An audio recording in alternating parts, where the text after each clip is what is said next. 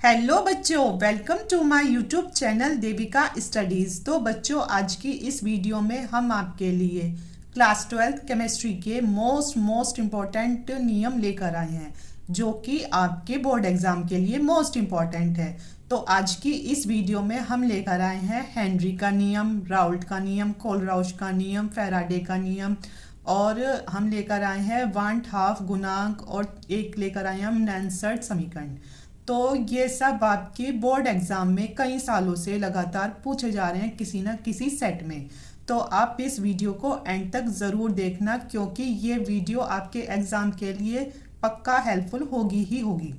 तो आइए वीडियो को स्टार्ट करते हैं हेनरी के नियम से। तो हेनरी का नियम क्या होता है?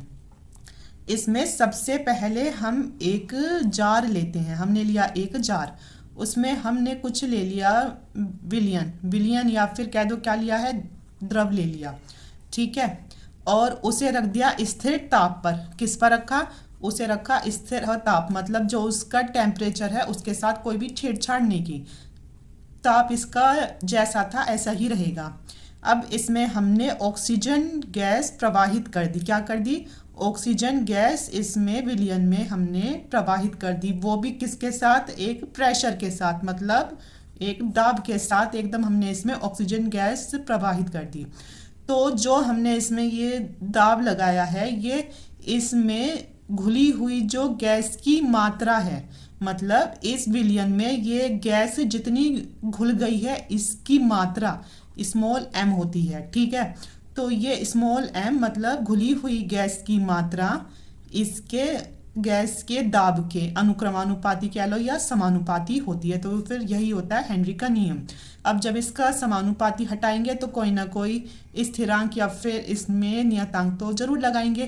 तो हमने ये समानुपाती हटाया तो आ गया बराबर, और स्थिरांक आया KH और P। अब ये H ही क्यों लिया, के हो नीचे? क्योंकि ये नियम था हेनरी का नियम। तो हेनरी का जब नियम है तो इसका कुछ ना कुछ तो मान ज़रूर लेंगे। तो इसीलिए जो हमने स्थिरांक इसमें लिया है तो वो क्या है? तो वो है KH। तो M = KHP, यही हमारा हेनरी का नियम है।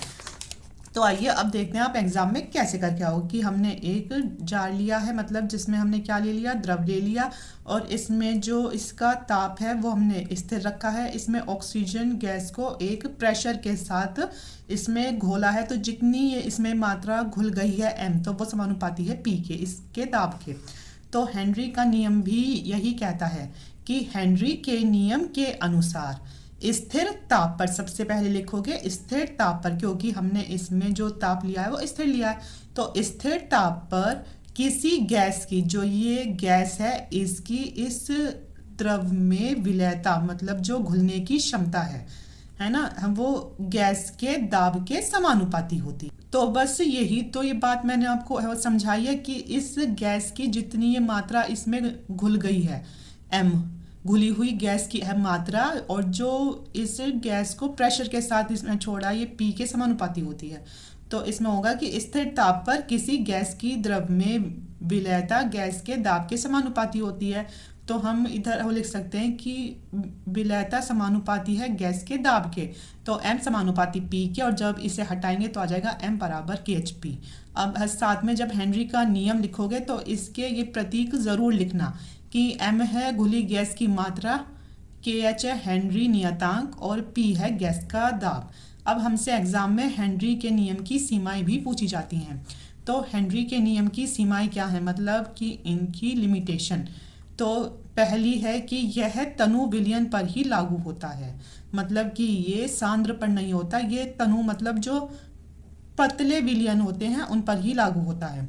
दूसरा, यह नियम निम्न दाब और उच्च ताप पर ही लागू होता है, मतलब जो प्रेशर है वो तो कम है और जो टेम्परेचर है वो ज़्यादा है, तो वो ये उन पर ही लागू होता है कि यह नियम निम्न दाब व उच्च ताप पर ही लागू होता है।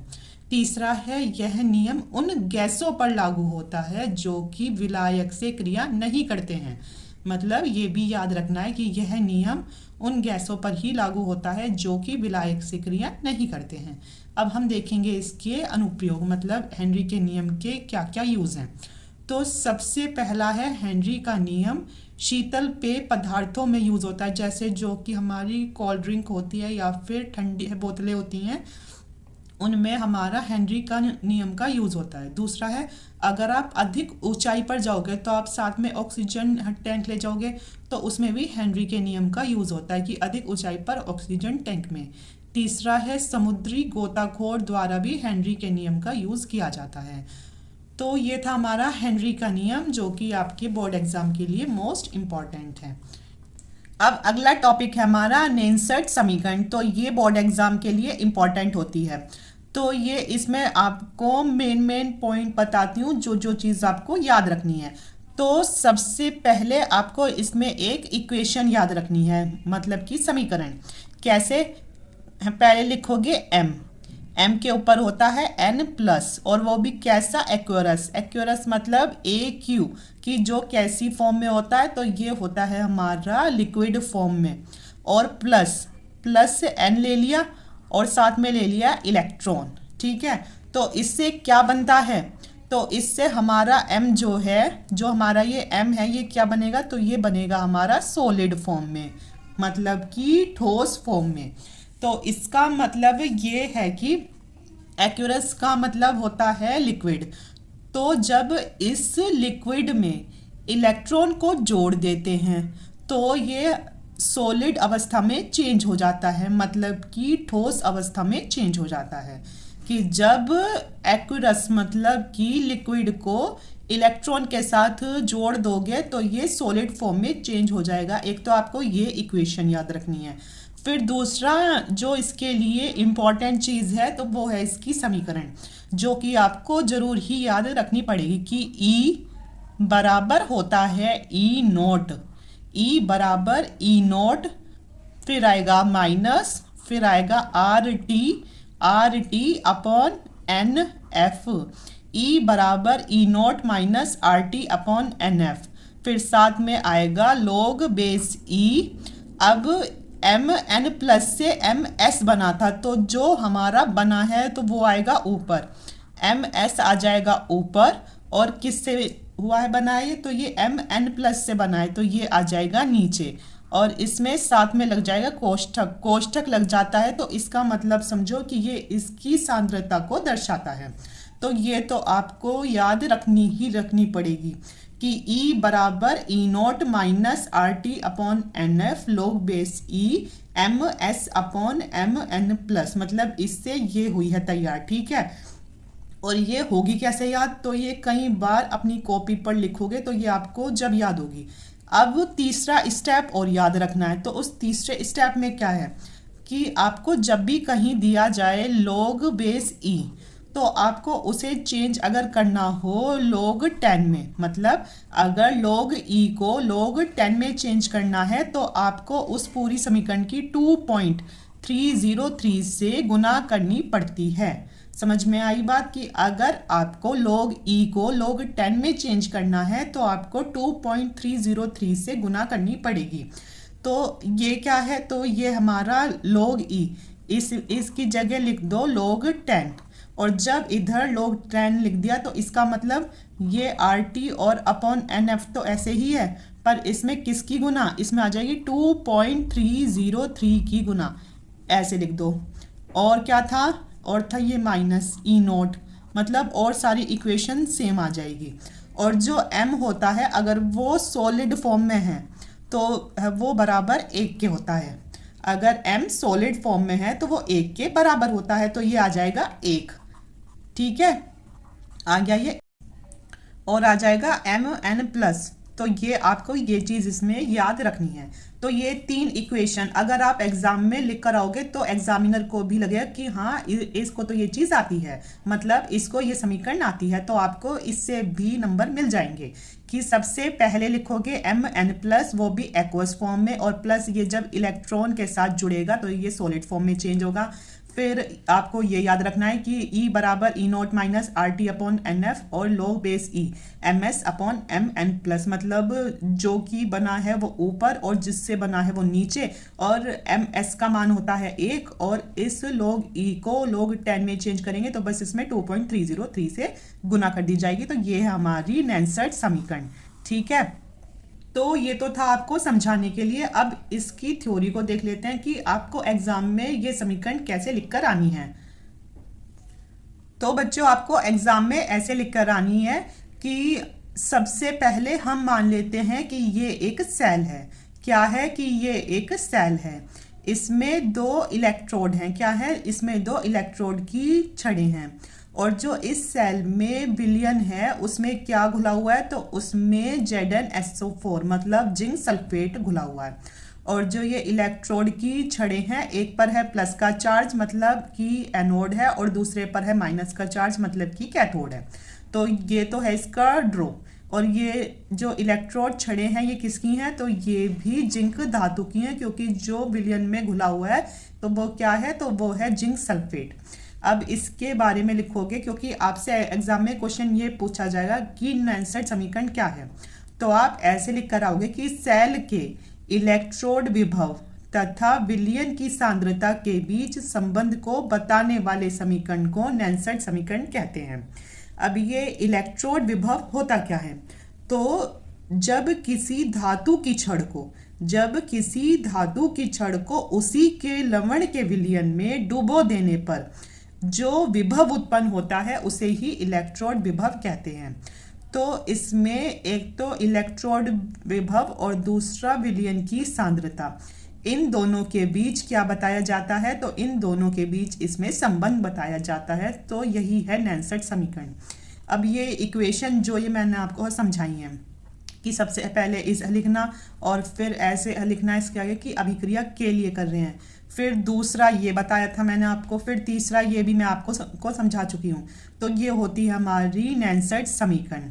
और अब एनोड और कैथोड क्या होते हैं, तो एनोड पर तो होता है ऑक्सीकरण और जबकि कैथोड में होता है अपचयन। एनोड पर होता है ऑक्सीकरण और कैथोड पर होता है अपचयन। आपसे एमसीक्यू में पूछ लिया जाएगा कि एनोड और कैथोड पर क्या क्या होता है। तो इतना ही काफ़ी नहीं है, आपसे बोर्ड एग्जाम में क्वेश्चन पूछा गया था कि नैनसर्ट समीकरण क्या है। उपर्युक्त प्रतीकों के साथ लिखो कि जो इसके ये ई है, ई नॉट है, तो इनका भी आपको नाम लिखना है। तो इनके नाम है ये कि ई है इलेक्ट्रोड विभव, ई नॉट है मानक इलेक्ट्रोड विभव, आर है गैस स्थिरांक और टी है परमताप और एन है इलेक्ट्रॉन की संख्या, एफ है इसमें फैराडे नियतांक और एम एन प्लस है धातु आयन की सांद्रता। तो अगर कोष्ठक लग गया तो क्या ये बताया था कि ये इसकी सांद्रता को दर्शाता है। अब या तो आपसे इसकी समीकरण पूछ ली जाती है या फिर इस पर न्यूमेरिकल पूछ लिया जाता है। अगर न्यूमेरिकल पूछ लिया जाएगा तो आपको इसमें आर का मान पता होना चाहिए, टी का, एफ का, एम का, इनका चारों का मान पता होना चाहिए। ठीक है, जब भी आप इसे आसानी से इसका न्यूमेरिकल कर पाओगे। तो उसमें क्या करना है, तो जो आर है, टी है और एफ है, इनके तीनों के मान अगर आपको ये पता होंगे, आर का मान होता है 8.31 जबकि टी का होता है 273 प्लस 25, तो इन्हें जोड़ा तो आया हमारा 298 केल्विन। एफ का मान होता है 96,500 और एम का होता है 1। तो ये तीनों अगर इस समीकरण में आप रख दोगे तो आ जाएगी ये समीकरण। तो अब इस समीकरण में से बस आर, टी और एफ हटेगा तो इनकी जगह आ जाएगा 0.0591। तो ये इसके न्यूमेरिकल के लिए आएगी। ठीक है, और कभी कभी एग्जाम में इसकी उपयोगिता भी पूछ लेते हैं। तो इसकी सहायता से किसी रासायनिक सेल के विभव की गणना की जा सकती है। क्या की जा सकती है कि इसकी सहायता से किसी रासायनिक सेल के विभव की गणना की जा सकती है। तो ये थी हमारी नैनसर्ट समीकरण जो कि बोर्ड एग्जाम के लिए इम्पॉर्टेंट है। अब हमारा नेक्स्ट टॉपिक है राउल्ट का नियम। तो राउल्ट का नियम भी बोर्ड एग्जाम के लिए मोस्ट इम्पॉर्टेंट है। आपने प्रीवियस ईयर देखे होंगे तो उसमें आपको राउल्ट का नियम जरूर दिखा होगा। तो राउल्ट का नियम क्या है, इस नियम के अनुसार किसी विलायक में, तो यहाँ याद रखो कि यहाँ बात किसकी हो रही है, तो यहाँ बात हो रही है विलायक की। तो किसी विलायक में कोई अवाष्पशील मतलब कि जो वाष्पशील ना हो वैद्युत अन अपघट्य और जो कि टूटे ना ऐसा पदार्थ घोलने पर, मतलब किसी विलायक में कोई अवाष्पशील वैद्युत अनपघट्य पदार्थ घोलने पर विलयन के वाष्प दाब का आपेक्षिक अवनमन, जो विलयन है उसके वाष्प दाब का आपेक्षिक अवनमन। एक बार और सुनिए कि किसी विलायक में कोई अवाष्पशील वैद्युत अनपघट्य पदार्थ घोलने पर विलयन के वाष्प दाब का आपेक्षिक अवनमन विलय के मोल प्रभाज्य के बराबर होता है। किसके बराबर होता है? तो ये विलय के मोल प्रभाज्य के बराबर होता है। तो ये तो है इसकी परिभाषा। तो इसे कैसे लिखोगे? इसे लिखोगे एग्जाम में कि वाष्प दाब का आपेक्षिक अवनमन वाष्प दाब का आपेक्षिक अवनमन बराबर है विलय के मोल प्रभाज्य के। किसके बराबर है? तो ये है विलय के मोल प्रभाज्य के बराबर है। तो इसे कैसे लिखेंगे? तो वाष्प दाब का आपेक्षिक अवनमन होता है P note minus P S upon P note. याद रखो कि वाष्प दाब का आपेक्षिक अवनमन होता है P note minus P S upon फिर P नोट आ जाएगा। तो ये किसके बराबर है? तो ये है विलय के मोल प्रभाज्य के बराबर, मतलब small n upon small n plus capital N। तो ये है इसका मोल प्रभाज्य। तो ये आपको अच्छे से याद रखना है। तो ये हो गई है राउल्ट के नियम की परिभाषा पूरी। ठीक है कि वाष्प दाब का आपेक्षिक अवनमन बराबर होता है विलय के मोल प्रभाज्य के। तो हो जाएगा P note minus P S upon P naught बराबर small n upon small n plus capital N। अब हम देखेंगे तनु विलयन के लिए। किसके लिए? अब हम निकालेंगे तनु विलयन के लिए। किसके लिए? तनु विलयन के लिए। तो तनु विलयन के लिए क्या करना पड़ेगा? हमें इधर तो ये एक ही दिख रहा है और जबकि इधर नीचे हमें यहाँ दो दिख रहे हैं, मतलब स्मॉल n तो ऊपर आ ही चुका है, तो हम उससे दोबारा क्यों ले? तो तनु विलयन के लिए हम क्या करेंगे? जो स्मॉल n और कैपिटल N का जोड़ है, small n plus capital N बराबर हो जाएगा कैपिटल N के, क्योंकि स्मॉल n तो यहाँ ऊपर आ चुका है। अब small n plus capital N बराबर रखेंगे कैपिटल N के। तो अब लिखेंगे हम इसे P note minus P S, और तो सब ऐसे ही आएगा, अपॉन P नोट बराबर स्मॉल n ऊपर और कैपिटल N नीचे। एक तो स्टेप हो गया ये। तो सबसे पहले आपको बस ये याद होना रखना है। ठीक है, अब फिर आप दूसरे स्टेप में लिखोगे कि जो ये स्मॉल n और कैपिटल N है, इसे कैपिटल N ही लिख दिया। तो ये ऐसे हो गया। अब तीसरा काम करोगे आप, क्योंकि आपको पता है चूंकि स्मॉल n बराबर W अपॉन M के होता है। W का मतलब है कि विलय का भार और M का मतलब होता है विलय का अनुभार। ठीक है, ऐसे ही इसके बराबर रखेंगे और ऐसे ही हम रख देंगे यहाँ कि कैपिटल N बराबर होगा capital W upon capital M के। ठीक है, तो अब इनकी जगह इन्हें पुट कर दो। तो हो जाएगा P note minus P S upon P nought is equal to small n की जगह रखोगे small W upon small m upon, और कैपिटल N की जगह रखोगे capital W upon capital M के। अब इनकी आपस में क्रॉस मल्टीप्लाई हो जाएगी, मतलब इसकी गुना इसके साथ, इसकी गुना इसके साथ। तो कैसे हो जाएगा? तो अब हो जाएगा हमारा कि P note minus P S upon P naught बराबर, तो ये चला जाएगा ऊपर small W upon small m ऐसे रहा, और ये उल्टा हो जाएगा, ये ऊपर चला जाएगा कैपिटल M और ये आ जाएगा इसके नीचे कैपिटल W। तो जो तनु विलयन के लिए राउल्ट का नियम होता है ये, मतलब कि राउल्ट का नियम सिंपल तो था ये, जिसमें था small n upon small n plus capital N। फिर हमने निकाला तनु विलयन के लिए, तो उसमें क्या हो गया? उसमें हो गया ये हमारा small w upon small m गुना capital M upon capital W। आपको इतना अच्छे से समझ में आ गया होगा कि ये कैसे कैसे आया है। अब हम देखेंगे इसके प्रतीकों को कि इसमें P नोट क्या है, पी एस क्या है, स्मॉल w क्या है, कैपिटल M क्या है। तो आइए देखते हैं। तो P नोट होता है शुद्ध विलायक का वाष्प दाब, स्मॉल w होता है विलय का भार, कैपिटल W होता है विलायक का भार, और PS बराबर होता है विलयन का वाष्प दाब। स्मॉल m क्या है? यहाँ स्मॉल m है विलय का अणुभार, और कैपिटल M है यहाँ विलायक का अणुभार।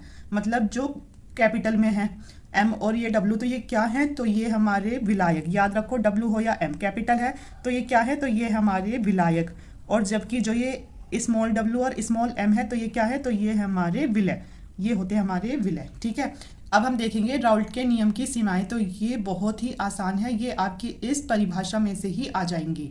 कैसे कैसे आएंगी? तो राउल्ट के नियम की सीमाएं क्या हैं? तो इसकी सीमाएं हो जाएंगी, इसमें आप सबसे पहले देखो कि सबसे पहले क्या है। सबसे पहले है अवाष्पशील। तो आप यहाँ लिखोगे कि यह अवाष्पशील विलय पदार्थ के विलयन पर ही लागू होता है। दूसरा क्या देखोगे? दूसरा ये तो हो गया। अब आ गया वैद्युत अनअपघट्य पदार्थ।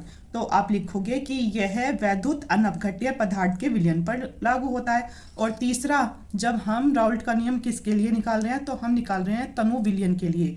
तो आप लिखोगे कि यह तनु विलयन पर लागू होता है। तो ये है इसकी सीमाएं। आप इसकी परिभाषा में से ही इसकी सीमाएं लिख सकते हैं। तो आइए, इसकी हमने कितनी ली हैं? 4 सीमाएं ली हैं। ठीक है, तो सबसे पहले तो आप लिखोगे, ये तो आपको याद रखनी पड़ेगी कि इसमें ताप स्थिर होना चाहिए, मतलब जो इसका टेम्परेचर है वो कांस्टेंट हो। दूसरा, आपको ऊपर उसमें बताइए परिभाषा में कि यह अवाष्पशील विलय पदार्थ के विलयन पर लागू होता है। तीसरा बताया कि यह वैद्युत अनअपघट्य पदार्थ के विलयन पर लागू होता है। और चौथा बताया गया है कि यह तनु विलयन पर लागू होता है। तो ये था हमारा राउल्ट का नियम, जो कि बोर्ड एग्जाम के लिए मोस्ट इंपॉर्टेंट है। तो एग्जाम से पहले इसे तैयार जरूर करके जाना। अब हमारा अगला नियम है फैराडे का वैद्युत अपघटन का नियम। तो ये भी आपके बोर्ड एग्जाम के लिए मोस्ट इंपॉर्टेंट है। तो आप ये देखो कि फैराडे ने कितने नियम दिए। तो फैराडे ने 2 नियम दिए थे। पहला नियम था प्रथम नियम फैराडे का, और दूसरा नियम था फैराडे का द्वितीय नियम। ठीक है, तो इसमें आपको क्या चीज़ याद रखनी है? तो जो प्रथम नियम है उसमें आपको एक चीज़ याद रखनी है कि W समानुपाती होता है Q के। क्या याद रखना है आपको? प्रथम नियम में याद रखना है कि W समानुपाती है Q के। अब आगे आप जानते हो, चूंकि अब हमने इतना तो कर लिया, अगर आपको ये चीज़ याद है तो आप आगे से खुद ही सॉल्व कर दोगे। चूंकि अब आपका दिमाग काम करेगा। अच्छा, Q है तो Q बराबर IT के होता है। क्या होता है?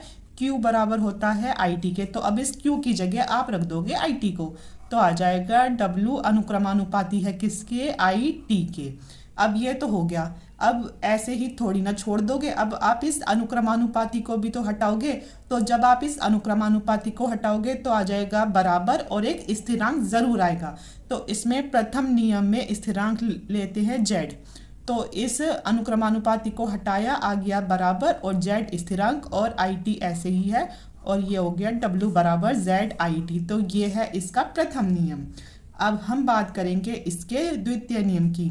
ये भी अनुक्रमानुपाती होगा। तो इसमें होगा, ये क्या है? द्वितीय। तो मतलब इसमें एक चीज़ नहीं होगी, इसमें होंगी 2 चीज़ें।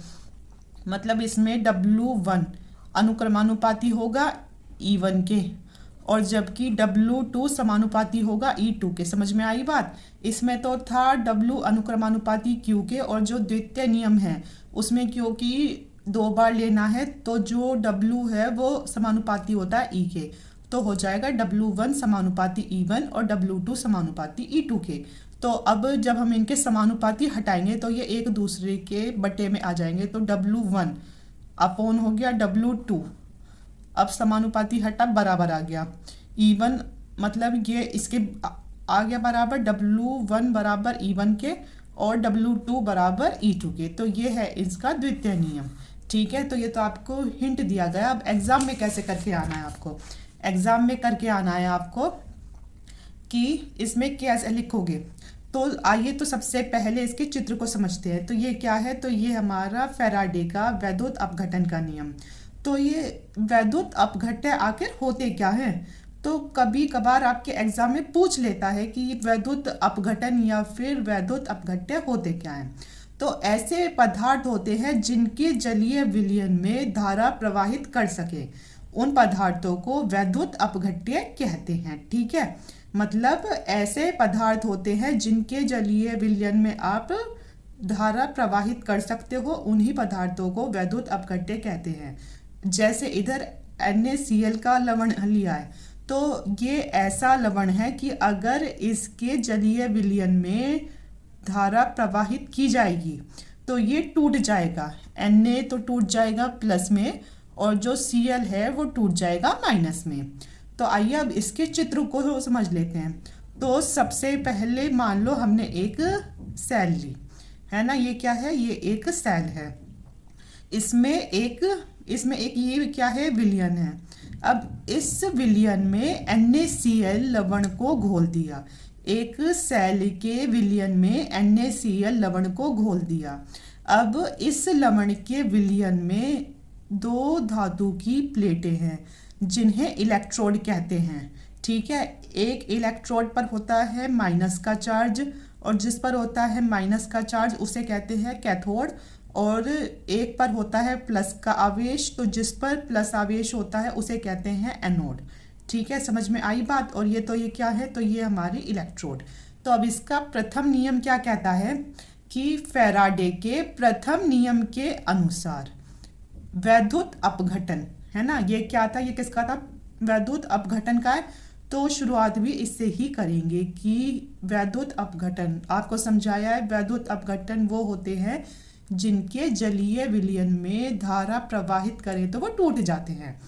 तो वैद्युत अपघटन के समय जब वो टूटते हैं उसके समय इलेक्ट्रोड पर मुक्त हुई पदार्थ की मात्रा, इलेक्ट्रोड होते हैं ये इनके, तो इलेक्ट्रोड पर मुक्त हुई पदार्थ, तो इन पर जो ये मुक्त हुई पदार्थ की मात्रा जो कि होती है W, ठीक है, उसमें प्रवाहित आवेश की मात्रा यानी कि Q के अनुक्रमानुपाती होती है। एक बार और समझो कि वैद्युत अपघटन जब ये टूट रहे हों उसके समय इलेक्ट्रोड पर जो मुक्त हुई है किसकी, पदार्थ की मात्रा यानी W, उसमें प्रवाहित आवेश यानी Q की मात्रा के क्या है, अनुक्रमानुपाती है।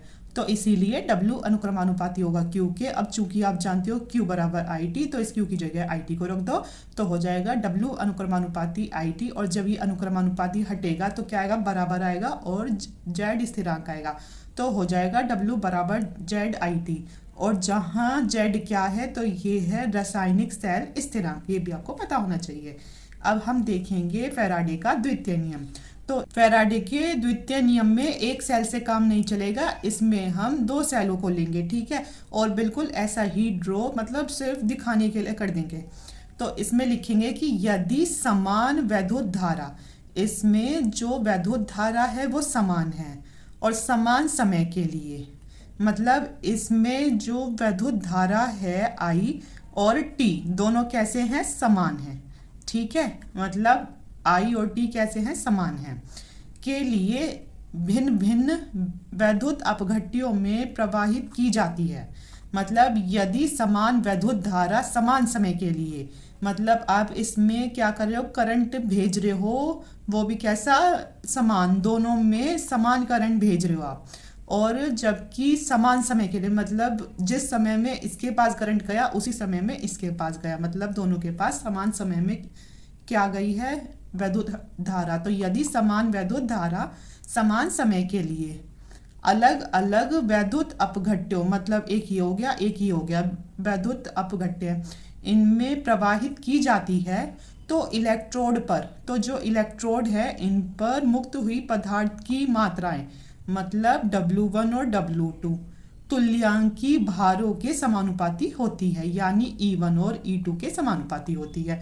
तो जब इनके समानुपाती हटाए तो आ गया W1/W2 बराबर E1/E2। तो ये था हमारा फैराडे का वैद्युत अपघटन का नियम। आपको अच्छे से, बिल्कुल अच्छे से समझाने की मैंने पूरी कोशिश की है। आई होप आपको अच्छे से समझ में आ गया हो और आप अपने एग्जाम में बिल्कुल ऐसे ही और बिल्कुल अच्छी तरीके से करके आओ। अब हमारा नेक्स्ट टॉपिक है कोलराउश का नियम तथा इसके अनुप्रयोग।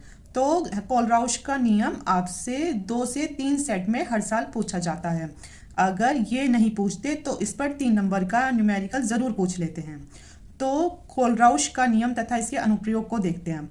तो कोलराउश नाम के एक वैज्ञानिक ने वैद्युत अपघट्य के लिए एक नियम दिया जिसे कोलराउश का नियम कहते हैं। अब किसके ऊपर दिया, तो ये दिया वैद्युत अपघट्य के लिए, और आपको समझाया था कि ये क्या होते हैं, तो ऐसे पदार्थ जिनके जलीय विलयन में धारा प्रवाहित की जा सके, उसी को हम क्या कहते हैं, उसी को हम कहते हैं वैद्युत अपघट्य। जैसे NaCl हो गया, HCl हो गया, KCl हो गया, क्योंकि ये फिर आकर आपस में टूट जाते हैं। तो इसमें जब भी कोलराउश का नियम आए तो आपको हमेशा याद रखना है, जो शुरुआत करनी है वो किससे करनी है। तो इसमें आपको शुरुआत करनी है अनंत तनुता पर। किस पर? अनंत तनुता पर, क्योंकि आपने इसके इसमें देखा होगा सूत्र में अनंत अनंत अनंत हो रहा है, लग रहा है। तो ये याद रखना कि ये किस पर होगा? अनंत तनुता पर किसी वैद्युत अपघट्य की मोलर चालकता। तो मोलर चालकता होती है लैम्डा एम, और किस पर? अनंत तनुता पर। तो क्या हो जाएगा? तो हो जाएगा लैम्डा एम टू इनफाइनाइट। क्या होगा? तो होगा लैम्डा एम टू इनफाइनाइट। तो आप लिखोगे कि अनंत तनुता पर। तो बस इतना याद रखना, जैसे ही कोलराउश का नियम आए तो आपको क्या करना है? अनंत तनुता पर, क्योंकि इसके सूत्र में अनंत अनंत का ज्यादा यूज हो रहा है। तो अनंत तनुता पर किसी वैद्युत अपघट्य की मोलर चालकता उस विलयन में उपस्थित धनायनों तथा ऋणायनों, मतलब कि प्लस का चार्ज और माइनस का चार्ज के मोलर चालकताओं के योग के बराबर होती है। तो बस यही बात इसमें कही गई है। तो इसके चित्र को समझते हैं। जैसे हमने एक जार लिया, उसमें एक वैद्युत अपघट्य लिया NaCl। तो आपको बताया था वैद्युत अपघट्य होता है जिसमें आसानी से धारा प्रवाहित की जा सके। जब NaCl में धारा प्रवाहित होती है तो Na तो प्लस में और Cl माइनस में टूट जाता है। ऐसे ही इसमें ले सकते हैं KCl या HCl, ये कुछ भी ले सकते हैं। तो इसका सूत्र होता है लैम्डा एम टू इनफाइनाइट, और NaCl लिया है जो कि बराबर है इनकी मोलर चालकताओं के योग के। और क्या है साथ में? एक पर है प्लस का चार्ज, एक पर है माइनस का चार्ज। तो Na प्लस और Cl माइनस हो जाएगा इनके नीचे। मतलब जो ये NaCl था ये Na प्लस और Cl माइनस में टूट गया। अब हम देखेंगे इसके अनुप्रयोग। तो बस इसके अनुप्रयोग ज़्यादा हैं जो मतलब आपको अच्छे से याद करने हैं, क्योंकि इसका नियम तो बस उतना सही है। अब है कोलराउश के नियम के अनुप्रयोग। तो अनुप्रयोग क्या क्या है? एक तो है जो दुर्बल विद्युत अपघट्य होते हैं, मतलब जिनमें धारा आसानी से नहीं जा पाती, उनकी अनंत तनुता पर मोलर चालकता की गणना करने में कोलराउश के नियम का यूज होता है। दूसरा, जल के आयनिक गुणनफल की अगर गणना करनी हो तो भी कोलराउश के नियम का उपयोग होता है। तीसरा है अल्प विलय, जो कि कम घुलते हैं, ऐसे लवणों की जो विलयता है अगर उसकी गणना करनी है तो भी कोलराउश के नियम का यूज होता है। अब चौथा है कि वियोजन की कोटि ज्ञात करने में। किसमें? वियोजन की कोटि ज्ञात करने में। तो ये वियोजन की कोटि क्या होती है? तो वियोजन की कोटि होती है कि किसी सांद्रता पर वैद्युत अपघट्य की मोलर चालकता तथा अनंत तनुता पर वैद्युत अपघट्य की मोलरता। मतलब याद रखना, किसी सांद्रता पर तो वैद्युत अपघट्य की मोलर चालकता है और अनंत तनुता पर वैद्युत अपघट्य की मोलरता के अनुपात को वियोजन की कोटि कहते हैं, जो कि बराबर होता है अल्फा बराबर होता है lambda m2c upon lambda m2 infinite. तो इधर क्या था? सांद्रता, इसलिए क्या आया? c, और दूसरे में था अनंत तनुता, तो इसीलिए ऊपर आया इनफाइनाइट इसके। ठीक है, समझ में आया? तो ये था हमारा कोलराउश का नियम और इसके अनुप्रयोग। तो ये भी बोर्ड एग्जाम के लिए मोस्ट इम्पॉर्टेंट है, और मैं आशा करती हूँ कि मैंने आपको खूब अच्छे से समझाया होगा। अब हमारा लास्ट टॉपिक है वार्नट हाफ गुणांक। तो ये क्या होता है? तो इसकी परिभाषा होती है कि किसी अणुसंख्यक गुणधर्म, किसमें? किसी अणुसंख्यक गुणधर्म के प्रायोगिक मान तथा सामान्य मान। कौन कौन से मान? एक है प्रायोगिक मान, दूसरा है सामान्य मान। तो आपको बस यही चीज याद रखनी है कि किसी अणुसंख्यक गुणधर्म के प्रायोगिक मान तथा सामान्य मान के अनुपात को वार्नट हाफ गुणांक कहते हैं। इसे I से दर्शाते हैं। अब जो हमने इसकी परिभाषा में लिखा है उसे ही इसके सूत्र में लिख देंगे। तो होगा कि I बराबर, या फिर लिख दोगे इधर वार्नट हाफ गुणांक बराबर। तो क्या थे ये? अणुसंख्यक गुणधर्म। तो इनके कौन कौन से मान थे? एक था प्रायोगिक मान, दूसरा था सामान्य मान। तो आप लिखोगे कि I बराबर अणुसंख्यक गुणधर्म का प्रायोगिक मान और अपॉन में आएगा अणुसंख्यक गुणधर्म का सामान्य मान। तो ये है इसका सूत्र। ठीक है, अब हमसे जो बोर्ड एग्जाम में क्वेश्चन पूछा जाता है तो वो ये पूछा जाता है कि वार्नट हाफ गुणांक की परिभाषा लिखिए। तो ये तो है इसकी परिभाषा, और साथ में पूछ लिया जाता है कि यह अणुसंख्यक गुणधर्म से किस प्रकार संबंधित हैं। ठीक है, तो अणुसंख्यीय गुणधर्म क्या होते हैं, हमें ये बताना है कि बांठाफ गुणांक और अणुसंख्यीय गुणधर्म इनमें आखिर संबंध क्या है। तो अणुसंख्यीय गुणधर्म हमारे 4 होते हैं। एक तो होता है वाष्प दाब में आपेक्षिक अवनमन, दूसरा होता है क्वथनांक में उन्नयन, तीसरा होता है हिमांक में अवनमन और चौथा होता है इसमें परासरण दाब। ठीक है, तो इसे कैसे करोगे, तो सबसे पहला है हमारा वाष्प दाब में आपेक्षिक अवनमन। आपेक्षिक अवनमन क्या है, वाष्प दाब में आपेक्षिक अवनमन का सूत्र होता है P0 minus PS upon P0, जो कि बराबर होता है काई के। ठीक है, और दूसरा क्या होता है, दूसरा होता है हमारा क्वथनांक में उन्नयन। क्या है, दूसरा है क्वथनांक में उन्नयन। तो क्वथनांक में उन्नयन का सूत्र क्या है बच्चों, तो उसका सूत्र है डेल्टा TB बराबर KB गुना M डैश के, और जहाँ M डैश क्या है, M डैश है हमारी मोललता। ठीक है, M डैश क्या है, तो M डैश है मोललता। अब तीसरा क्या है, तीसरा है हमारा हिमांक में अवनमन। तो हिमांक में अवनमन का सूत्र क्या है, हिमांक में अवनमन, तो हिमांक में अवनमन का सूत्र होता है, जहाँ इसमें बी है वहाँ एफ कर दो बस, तो आ जाएगा डेल्टा TF और बराबर KF गुना M डैश के। और चौथा है इसमें परासरण दाब। तो परासरण दाब का सूत्र क्या है, परासरण दाब, तो उसका सूत्र होता है पाई बराबर CRT। अब हमसे जो बोर्ड एग्जाम में क्वेश्चन पूछा गया था, तो वो ये पूछा गया था कि जो ये अणुसंख्यीय गुणधर्म है, मतलब ये जो 4 हैं इनमें और जो वांठाफ गुणांक है इनमें क्या संबंध है। तो बच्चों वांठाफ गुणांक को किससे दर्शाते हैं, तो इसको दर्शाते हैं आई से। तो बस इतना संबंध है इनके बीच में कि जो इनके सूत्र हैं उसमें आप आई की गुना कर दो बस। अब ये दूसरे सूत्र में भी आई की गुना, तो ये इनमें क्या हो गया, संबंध हो गया। तो देखो कितना इजी है, आपको इन चारों के सूत्र ये पता होंगे और उनमें बस आई आप कर दोगे, जोड़ दोगे, मतलब आई की गुना कर दोगे तो ये हो जाएगा। तो ये हमारा कि यह है अणुसंख्यीय गुणधर्म से किस प्रकार संबंधित है, तो ये रहे इनके चारों के, इनमें आई की गुना हो गई है। तो आज की वीडियो में हमने आपको हेनरी का नियम, राउल्ट का नियम, कोलराउच का नियम, फैराडे का नियम और वांठाफ गुणांक, तो इन्हें सबको अच्छे से समझाने की पूरी कोशिश की है। अगर आपको वीडियो अच्छी लगी है तो आप चैनल को सब्सक्राइब करना और वीडियो को प्लीज़ लाइक, शेयर और कमेंट ज़रूर करना। Thank you.